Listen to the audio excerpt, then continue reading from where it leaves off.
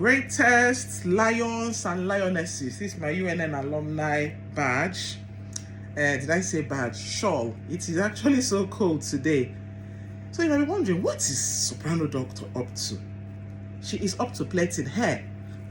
So this is one of the jobs I did when I came to this country in 2012.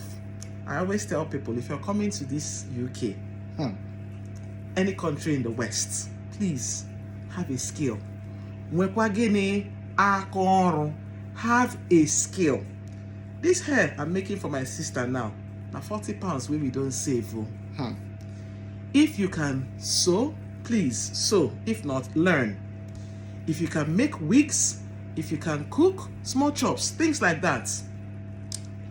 If you are good at crafts, please don't look down on it though.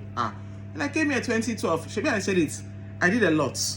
I cleaned, I taught music because I learned music theory in secondary school. And I used to plait hair. People would come to our house. This was 2012. As I then, even all back was going for about 50 pounds. Yeah, all back. This kind of thing I'm doing for my sister now. But this one I'm doing is inner weaving, the one they call Didi. Please find something that you can do on the side. This is me.